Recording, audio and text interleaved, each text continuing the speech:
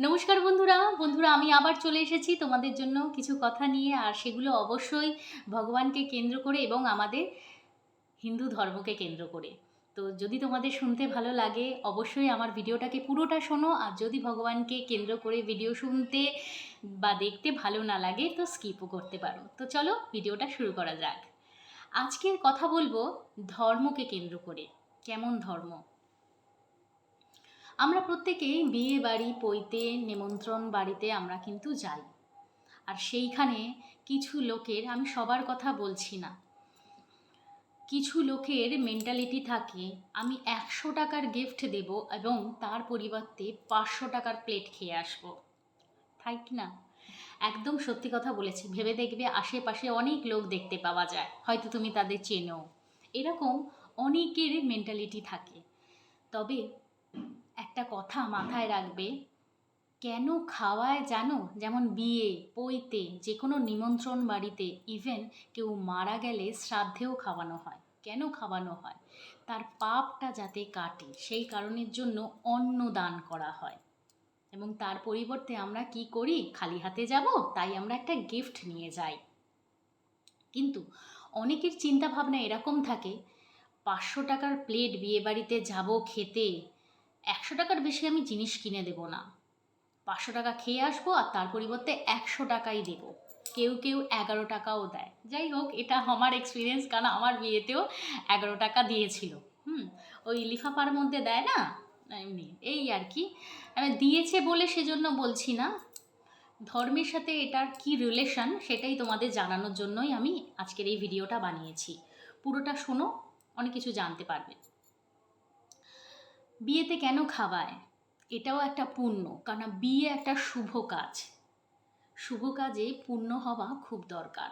পৈতে একটা শুভ কাজ, কেন খাওয়ায়? শুভ কাজেও মানে খাওয়ানো খুব দরকার, কারণ এটা একটা শুভ কাজ। অন্ন দান করার মতন শুভ কাজ এই বিশ্ব ব্রহ্মাণ্ডে আর কিছু নেই। অন্নদান এমন খাদ্য, তারপর আসে বস্ত্র, তারপর আসে বাসস্থান। তার মানে খাদ্যের ইম্পর্টেন্ট সর্বপ্রথম। মানুষটা যদি বেঁচেই না থাকে, বস্ত্র দিয়ে কি হবে? আর বাড়ি দিয়েই বা কী হবে? যাই হোক, এরপর আসে মারা গেলে তারপরেও কিন্তু খাওয়ানো হয়। মারা যাওয়াটা তো কোনো শুভ কাজ নয়, অনেকেরই প্রশ্ন থাকতে পারে। কিন্তু মরে যাওয়ার পরেও একটা পাপ পুণ্যের বিচার থাকে। মরে যাওয়ার পরেও বৈতরণী নদীর উপর দিয়ে যেতে হয় আত্মাটাকে।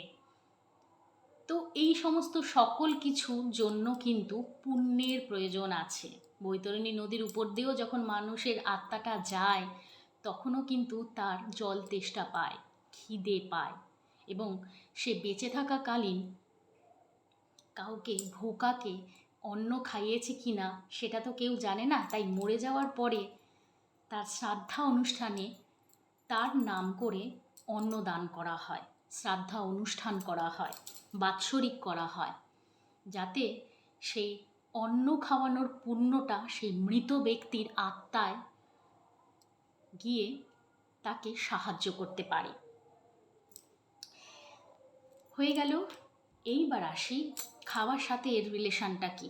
অনেকেই কি করে, 100 টাকার গিফট কিনে 500 টাকার খাবার খেয়ে আসে। তুমি জানো এই যে খাবারটা যে দিচ্ছে সেটা মৃত ব্যক্তির হোক বা অনুষ্ঠান বাড়ির শুভ কাজের হোক বা অশুভ কাজের হোক, যেই কাজেরই হোক না কেন, এটা কিন্তু পুণ্য করার জন্য, নিজের পাপটাকে ধোয়ার জন্যই অন্নর দানটা করা হয়।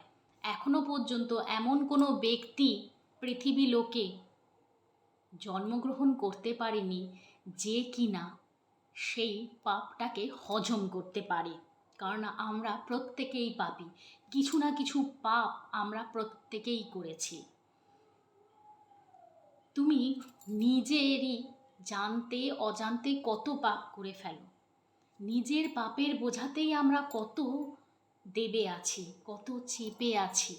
তারপরেও আমরা বিয়ে বাড়ি বা পৈতে বা যে কোনো শ্রাদ্ধ বাড়ি বা যে কোনো ভালো অনুষ্ঠান হোক খারাপ অনুষ্ঠান হোক, যে কোনো জায়গাতেই যখন অন্ন গ্রহণ করি, নিমন্ত্রণ হলে যে অন্নটা গ্রহণ করি, সেই কিন্তু তার নিজের পাপের ভার থেকে নিজের পাপটা কাটানোর জন্য তোমাকে অন্নটা দিচ্ছে।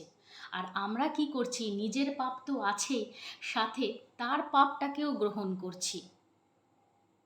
এবার তোমরা বলতেই পারো, তাহলে নিমন্ত্রণ বাড়িতে গেলে তো খাওয়াই যাবে না। না, ব্যাপারটা সেটা নয়। খাওয়া যাবে, কেন খাওয়া যাবে না? অনুষ্ঠান তো সেই কারণের জন্যই হয়েছে, কিন্তু তার ভারটা নেওয়া যাবে না।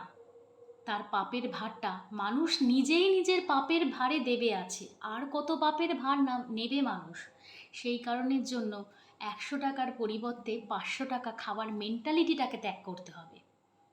আমাকে যদি 500 টাকার খাবার দেয় খেতে, তাহলে মিনিমাম আমি 501 টাকা হলেও তো দিতে পারি। সেতে আমার পাপটাও তো কিছুটা ধোবে। আর যদি কেউ না দিতে পারে, 500 টাকাটা তো দিতেই পারি।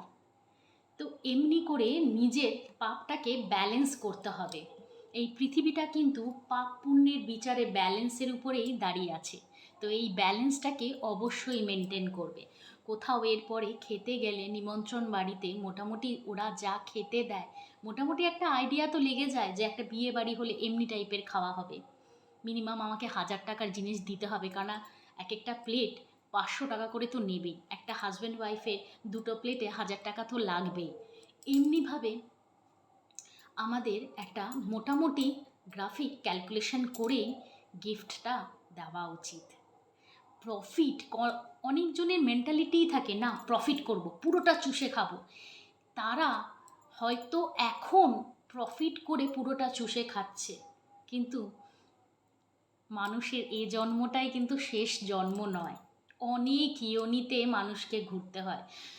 64টা ইয়োনির মধ্যে মানুষকে ঘুরতে হয়। আর এই পাপ পুণ্যের হিসাবটা কিন্তু ওই 64টা ইয়োনির মধ্যেই ঘুরতে থাকে। আজ হয়তো কোনো না কোনো পুণ্যের জন্য মানুষ জন্ম পেয়েছো। এত পাপ করো না যাতে পরের জন্মটা আর মানুষ না হয়ে অন্য কোনো ইয়োনিতে জন্ম নিতে হয় এবং সেই পাপের ভারটাকে শোধ করতে হয়। তোমাদের আমি একটা কথা বলে দিতে চাই, পিঁপড়ে হয় না, পিঁপড়ে যাকে আমরা আটা চিনি খেতে দিই, সেই পিঁপড়েটাও একটা ইয়োনি হচ্ছে। তার মানে বুঝে নাও, কাক, বিড়াল, কুকুর, যত জন্তু জানোয়ার আছে সেগুলোও একটা ইয়োনি হচ্ছে।